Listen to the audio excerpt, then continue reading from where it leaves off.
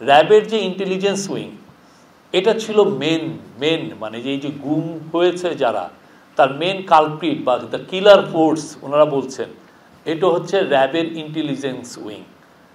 তারা এই কাজটা সবচেয়ে বেশি ইনভলভ ছিল।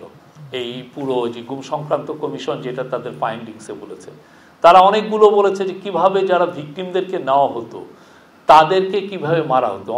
অনেকগুলো 4-5টা কথা বলেছেন, যে নৌকায় নিয়ে যাওয়া হচ্ছে, নৌকায় নিয়ে যেয়ে তাকে মেরে তার আবার পেট কেটে সেখানে সিমেন্ট ভরে তাকে ফেলে দেওয়া হচ্ছে, কাউকে নদীতে ফেলে দেওয়া হচ্ছে, গুলি করে মারা হচ্ছে, ইনজেকশন দিয়ে মারা হচ্ছে, ট্রেনে বস্তার মধ্যে ভরে ট্রেন লাইনে ফেলে দেওয়া হচ্ছে, ট্রেন লাইন কেটে ট্রেন চলে যাওয়ার সময় তার পুরো লাশটা ছিন্ন বিচ্ছিন্ন হয়ে যাচ্ছে, অনেক সময় গাড়ির সামনে, চলন্ত গাড়ির সামনে ফেলে দেওয়া হচ্ছে।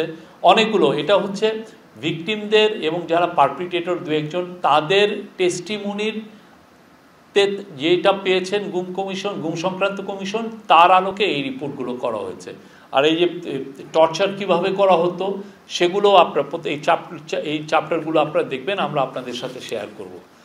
প্রফেসর ইউনূস এগুলো শুনে বলেছেন যে মানে এদের এই বিষয়ে একটা আসলে হরর মিউজিয়াম হওয়া উচিত।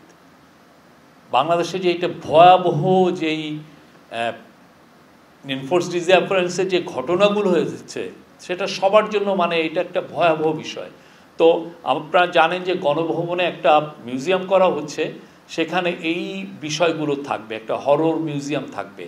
এই গণভবনে যে জুলাই গণ অভ্যুত্থানের যে মিউজিয়াম করা হচ্ছে সেখানে একটা অংশ থাকবে এই হরর, কিভাবে এই যে তার ভিকটিমদের উপর কিভাবে অত্যাচার হতো। আর একটা বড় ফাইন্ডিংস হচ্ছে কেন যারা করছেন কেন তারা এই এনফোর্সড ডিসঅ্যাপিয়ারেন্সে যুক্ত হলেন।